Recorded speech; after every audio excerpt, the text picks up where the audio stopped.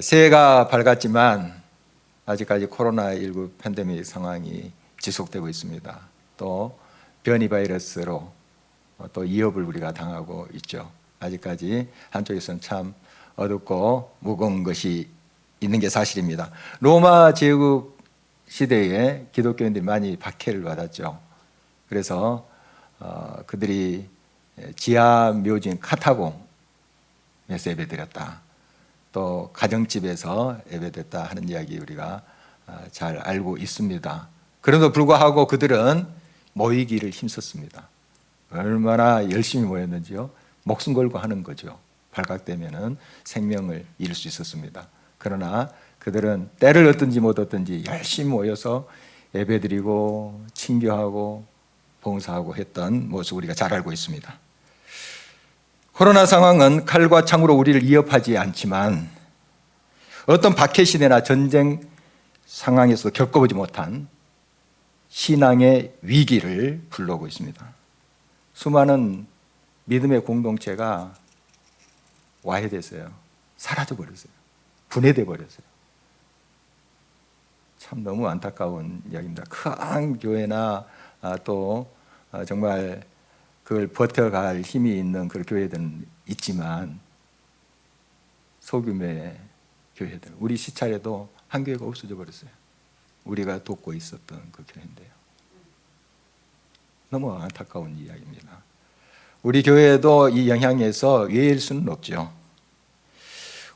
그러나 이제 더 이상 움츠러들어서는 안 됩니다. 가슴 펴고 좀 더 적극적으로 대처해 나가야 할 시간이 되었습니다. 물론 코로나19와 변종 바이러스에 대한 경계태세 또 철저한 방역을 소홀히 해서는 안 되겠죠.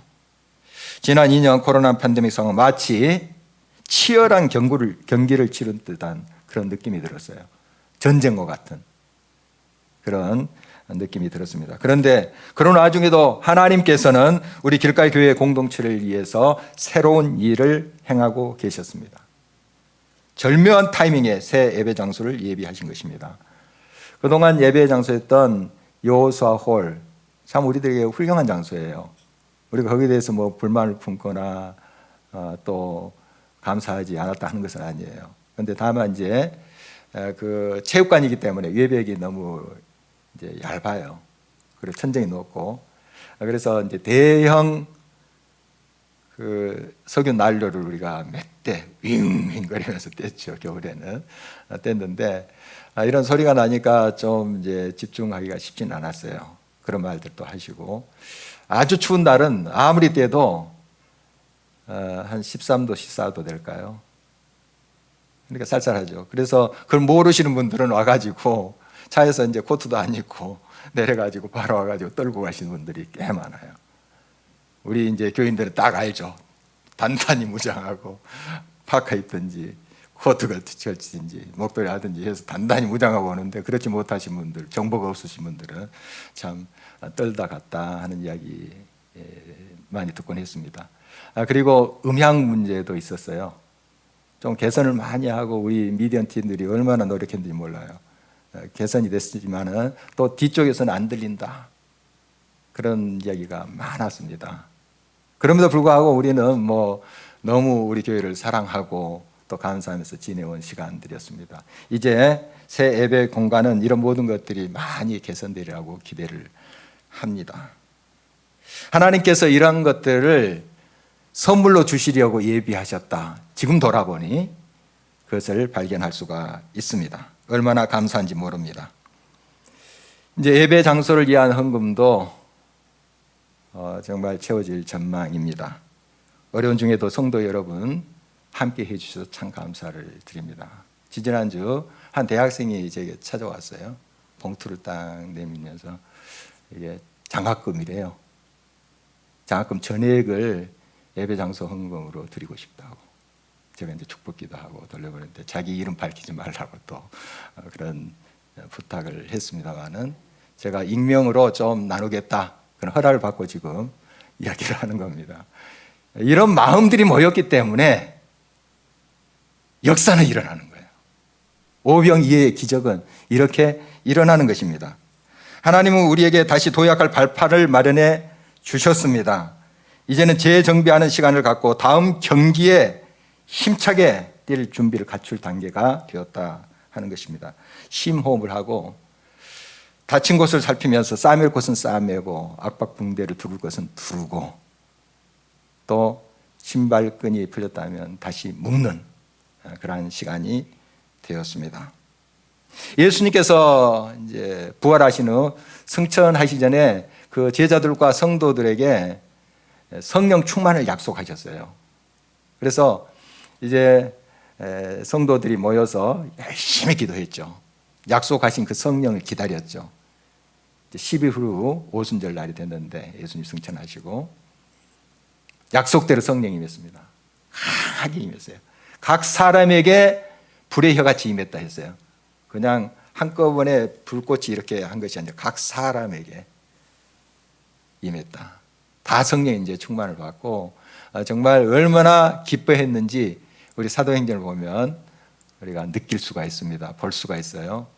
50여일 전에 베드로는 두려워가지고 예수님을 3번이나 부인했어요. 모른다. 그런 사람 모른다. 막 저주하면서까지 부인을 했습니다. 불과 50여일 전에.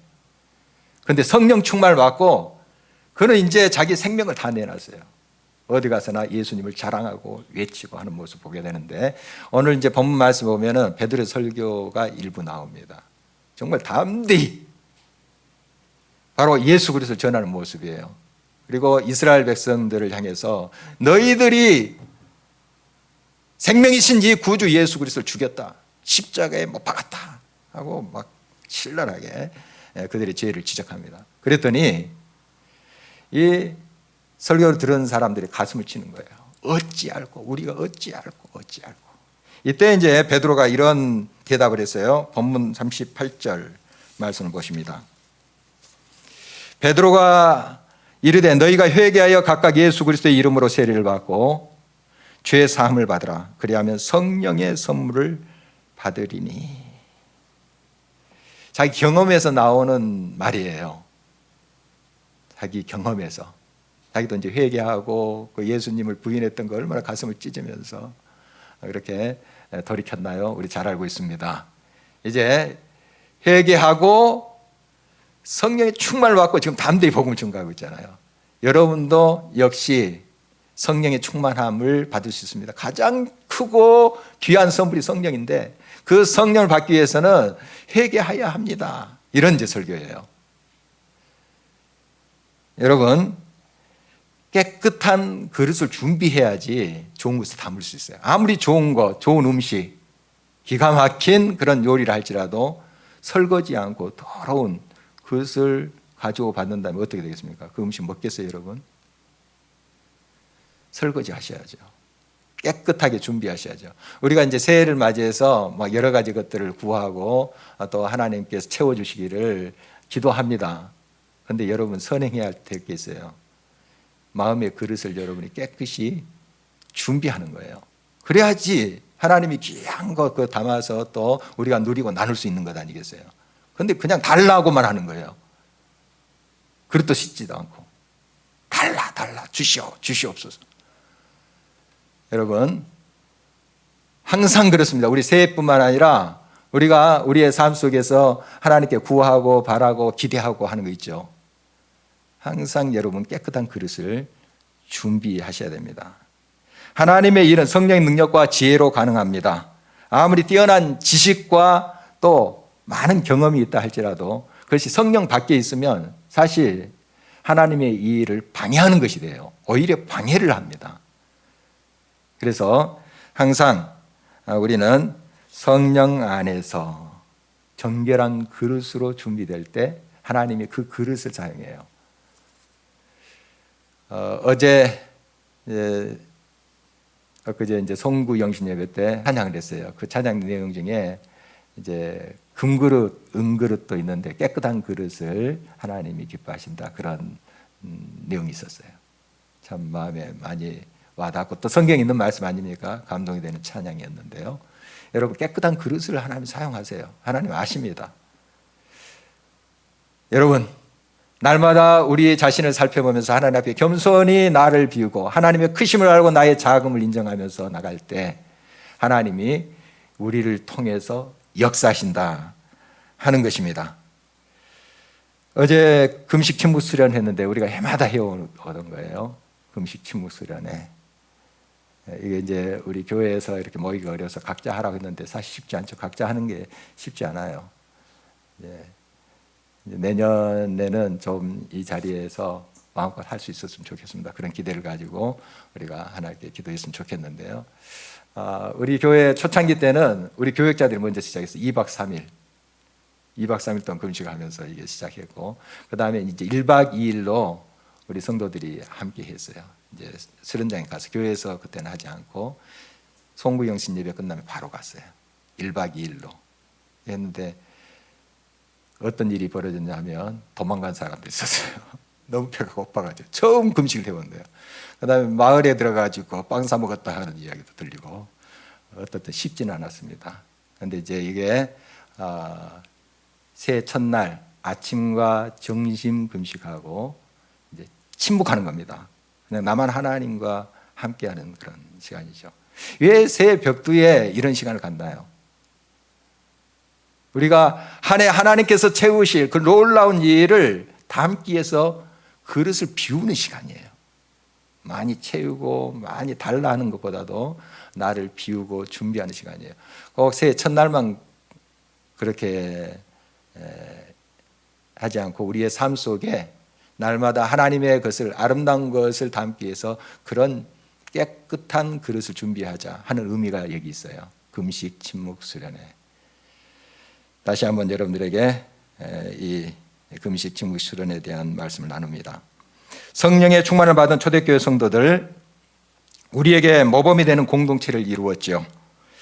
세 가지로 이 시간 이들 공동체 모습을 살피면서 새 도약의 단계에 있는 우리 길가의 교회 공동체를 또 다시 한번 하나님께서 세우시는 것을 우리가 바라보면서 그 초대교회 공동체의 모습 닮아갔으면 좋겠습니다. 먼저 초대교회는 은혜 가득한 예배 공동체였습니다. 오늘 성경에 보니까 모이기를 힘썼다 하는 말씀이 나옵니다. 이 모이는 것은 결코 저절로 되는 게 아니에요. 물론 어떤 모임에 내가 내켜서 그 모임이 좋아서 이렇게 나갈 수도 있죠. 그런 모임이 자연스럽긴 해요. 그런데 성경은 계속 힘쓰라는 말을 하고 있어요. 그러니까 내 마음에 내키면 가고 안 내키면 안 가고 이게 아니고, 내키면 물론 가야죠. 그런데 안 내켜도 주님이 기다리실 거야, 주님이 기뻐하실 거야 하면서 의지적으로 힘을 써야 돼요. 그러면 내키는 마음이 또 더 많아져요. 그래서 모이기를 힘써야 됩니다. 모이기를 힘쓰셔야 돼요. 제가 언젠가 나눈 적이 있지만 제가 신학 대학원 다닐 때 거기에 동아리들이 꽤 많았습니다. 여러 종류, 여러 성격의 동아리들이 있었는데 지금 이제 졸업한 지가 한 30년 되거든요. 유일하게 딱 남아있는 동아리 하나 있어요. 지금도 계속 2달에 한 번씩 모인 것 같아요. 58년 개띠 모임. 제가 58년이거든요. 개띠 모임이 유일하게 남아있어요. 남아있는데 왜 우리 모임이 이렇게 계속 지속될까? 우리끼리 한번 그 이야기를 해본 적이 있어요. 동기 교회들마다 우리가 방문하면서 꼭 예배를 드려요. 그냥 뭐 친교만 하는 것이 아니라 꼭 예배를 드리고 같이 목회 나눔 또 삶 나눔을 하면서 기도하고 그 다음에 이제 친교하고 밥 먹고 이렇게 해요. 부산에도 있고 대구에도 있고 전주도 있고 그래요. 서울 쪽에 수도권에 많지만 거기가 가요. 왔다 갔다 하는 시간이 더 많이 걸리는데도 가요. 열심입니다. 대단해요. 지금 코로나 때문에 우리가 잘 모이지 못하지만 정말 열심히 해요. 모이기를 힘써요. 그러니까 계속 활성화되는 거예요. 여러분 교회도 마찬가지입니다. 좀 힘쓰셔야 돼요. 힘쓰셔야 돼요. 물론 코로나19로 인해서 대면으로 모이기가 쉽지 않아요. 이런 경우에는 이제 비대면으로 우리가 모일 수 있잖아요. 그래서 줌으로도 또 온라인으로 참여할 수 있어요. 물론 쉽지 않아요. 점점 해이해지죠. 비대면으로 드리다 보면. 그러나 더 열심을 내서 이제 현장뿐만 아니라 이 온라인 예배에 참여하도록 하셔야 돼요. 그렇지 아니하면 점점 이 모임이 흐트러집니다. 와해됩니다. 와해돼요. 영어 속담에 눈으로부터 멀어지면 마음에서도 멀어진다. 이런 말이 있어요. 그러니까 서로 안 보면 좀 마음도 멀어지게 돼 있습니다. 요즘 이제 화상 통화도 하고 또 줌으로도 하고 하니까 좀 덜 하지만요. 여러분 계속 서로가 보고 나누고 함께 모이고 해야지 그 공동체가 힘이 있어요. 너무 당연한 이야기지 않겠습니까? 초대교회 성도들은 모이기를 힘썼을 뿐만 아니라 마음을 같이 했다. 이런 말씀이 또 오늘 본문에 나옵니다. 마음을 같이 했다. 우리 사람들의 마음이 똑같나요? 똑같지 않아요. 똑같지 않습니다. 제 조카들이 쌍둥이인데 모습은 똑같아요. 이번에 이제 또 다른 조카가 결혼해서 그 두 조카가 왔어요. 쌍둥이 조카가. 나도 헷갈리더라고요. 헷갈려서 윤주라 해야 되는데 윤정아 하고 있어요.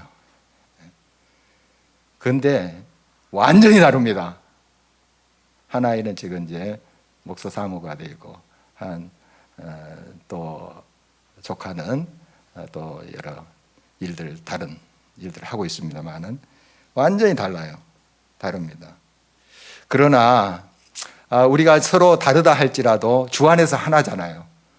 그래서 서로의 다름을 좀 이해해 보려고 하는 것이 참 중요합니다. 다른 입장들, 그 사람의 입장에서 한번 바라보는 거, 이게 참 중요해요. 이 훈련이 돼 있어요. 이 습관이 돼 있어야 됩니다. 그런데 우리가 잘 이 훈련이 안 돼 있는 경우가 많아요. 계속 자기 입장만 주장하고 하는 경우가 많은데요. 우리 교회 공동체에서 또 가정에서 항상 서로의 입장을 배려해 보려고 또 생각해 보려고 하는 그런 것들을 의지적으로라도 기도하시면서 있어야 돼요. 그 훈련이 돼 있어야 됩니다. 우리가 서로 같은 방향을 바라본다는 것, 하나님께서 보여주신 그 목적을 바라본다는 것은 이제 비전을 공유한다 이렇게 표현하죠. 비전을 공유한다. 이 공유하는 과정 속에서는 의견 조율이 필요해요. 함께 기도하고 함께 의견을 또 나누는 시간들이 필요해요. 그래서 교회에서도 여러 회의가 있습니다. 회의가 이해 있나요? 다 처음부터 똑같은 의견이면 회의할 필요가 없어요. 그냥 하자, 아멘 하고 하면 되는 거예요. 그런데 왜 회의를 해요? 이견이 있으니까, 서로 다르니까 그걸 서로 이야기하면서 조율해 가는 과정이 회의가 아니겠습니까? 그러면 어떤 결론에 도달했다고 합시다. 그러면 그 결론에 내가 마음과 내 힘과 모든 것을 얹어야 돼요. 저희 당회가 있지만 당회에서도 꼭 제 생각과 제 주장대로 다 되는 건 아니에요. 그러나 어떤 결론이 났으면 그 결론에 따라야 되는 거예요. 나는 워낙 다른 생각이니까 나는 내 생각대로 계속 갈래. 그러면 어떻게 공동체가 하나 될 수 있어요? 될 수 없죠. 그리고 그 의견을 나누는 회의 절차가 무의미한 거예요. 내 뜻을 굽히지 않는다는 건. 내 뜻이 그대로 통할 수 있고 때로는 좀 깎일 수 있고 철회될 수도 있는 거죠. 교회 공동체는 그렇게 가야 되는 거죠. 교회 공동체뿐만이겠습니까? 여러분 가정에서도 마찬가지죠. 다 적용되는 그런 내용이 아니겠습니까? 여러분 우리는 마음을 같이 해야 됩니다. 마음을 하나로 묶어서 나갈 때 하나님께서 그 가운데 역사하시고 아름다운 일을 이루어 가신다 하는 것입니다. 무엇보다 초대교회 성도들이 머리를 힘쓰고 마음을 같이 했던 건 이 예배입니다. 예배에 여러 요소가 있지만 오늘 본문에 보니까 그 말씀의 가르침을 받고 또 기도에 힘쓰고 찬미했다. 이게 이제 드러나고 있는데요. 이 개신교 예배에서 설교의 비중이 커요. 설교의 비중이 거의 예배 시간의 반을 차지하는 것 같아요. 그리고 새벽 기도회, 수요 기도회, 기도회라고 이름을 붙여놓고 또 설교가 비중이 많습니다. 이런 전통은 이런 설교 시간을 통해서 가르침을 강조하는 거예요. 말씀을 가르치는 거. 그래서 여러분들이 이 예배 시간 하나님께 영광 돌리고 하나님 앞에 또 송영하고 또 거기에서 하나님 말씀을 배우는 시간이기도 해요. 우리 개혁주의 전통에서 말씀을 통해서. 그래서 이제 새해 들어서 수요 기도회 때 로마서 강의를 합니다. 이런 시간들 적극 참여하세요. 현장에서도 하고 온라인 생중계로도 되니까요. 여러분들 그 시간을 지켜보면 말씀을 배워요. 그리고 새벽 예배 때 이제 요한복음 또 나눔이 있잖아요. 계속 요한복음이 이제 새해부터 또 같이 요한복음을 나누게 되는데, 그런 시간을 잘 여러분이 활용한다면 여러분 하나님의 말씀을 많이 배우고 여러분의 영적 성장을 기할 수가 있습니다. 초대교회 성도들은 또 오로지 기도에 힘썼습니다. 성령 충만을 받은 것은 약속하신 성령을 전심으로 진심으로 오로지 기도를 함으로써 받았죠. 기도 없이 하나님의 일은 가능하지 않습니다. 기도 없이 사실상 그리스도인의 삶도 불가능합니다. 여러분 개인 기도 시간이 꼭 필요해요. 그래서 개인 기도 시간 참 쉽지는 않지만 찬송가에 내 기도하는 그 시간 내가 가장 즐겁고 기쁘다, 이런 고백이 있잖아요. 여러분의 고백이 되시기를 바랍니다. 이 주님과 만나는 시간이에요. 여러분이 사랑하는 사람을 만난다고 합시다. 오늘 저녁에 만난다고 합시다. 지금부터 마음이 설렐걸요. 자, 멀리 떨어졌던 아들, 딸을 오랜만에 만난다. 오늘 저녁 6시에 지금부터 행복할 거예요. 여러분 우리 주님을 만나는 게 기쁨이 돼야 돼요. 뭐 억지로 만납니까 우리가? 기도하면서 정말 우리 주님과 대화하는 거 아니에요. 나와 주님과. 여러분 개인 기도의 습관을 좀 키워보시고요. 단 1분이라도 한번 하루에 습관을 들여보십시오. 2분, 3분 이렇게 늘려갈 수 있잖아요. 그리고 예배 시에 꼭 기도를 합니다. 우리가 대표 기도를 하든지 또 공동 기도를 하든지 꼭 예배 시간에 기도를 해요. 꼭 예배 시간에 오세요. 그러니까 그래서 같이 기도하고 이제 개인 기도도 이렇게 하는 방향으로 나가고 이렇게 하셔야 됩니다. 우리 이 지역에 한 기도원에 가면 큰 플래카드가 있는데요. 기도는 기적을 낳는다, 이렇게 써져 있어요. 그게 몇 년 동안 그대로 있는 것 같아요. 기도는 기적을 낳는다. 그렇습니다. 하나님은 우리의 기도를 통해서 놀라운 일을 이루시기를 기뻐하시는 분이세요. 여러분, 기도는 능력입니다. 기도는 기적입니다. 초대교회 성도들의 예배에는 찬미가 넘쳤죠. 물론 삶에도 감사 찬송이 있었어요. 예배 시간에는 얼마나 더 기뻐하면서 하나님을 노래했을까요? 그들의 삶이 녹록치 않았어요. 그 당시에 로마의 박해 시대고요. 또 유대인들이 얼마나 공격했습니까? 그런데 모여서 찬미하고 감사하고 했던 그들의 모습 봅니다.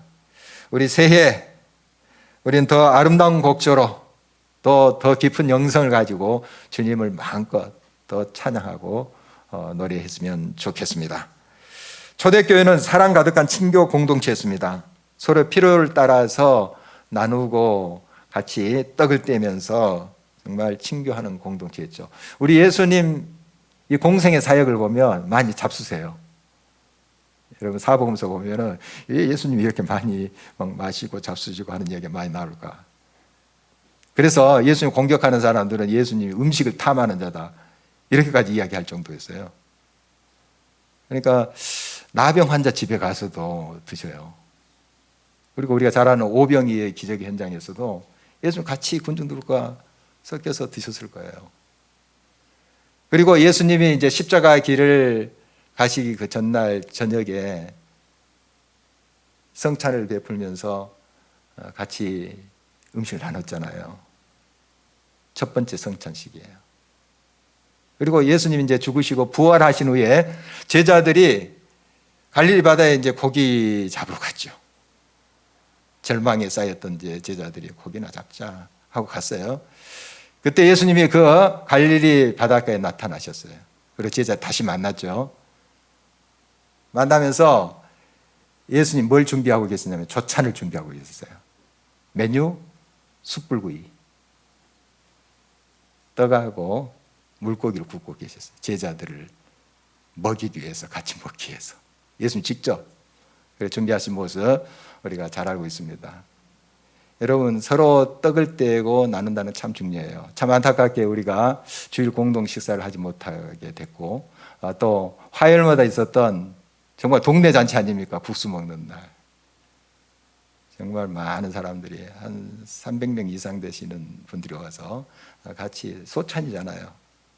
국수에다가 단무지. 그런데 막 행복을 드세요. 사랑을 드세요. 너무 잘 알고 있죠. 또 그룹마다 서로 이렇게 떡을 떼면서 얼마나 친교가 아름답게 됐던 우리 길가의 공동체 아닙니까? 참 안타까워요. 빨리 다시 이 모든 것들이 재개되기를 간절히 소원합니다. 최근에 이제 한 동영상을 봤는데요. 이 줌으로 모임을 갖더라고요. 그런데 서로 각자가 음식을 준비해 와서 먹으면서 대화하는 그런 영상이에요.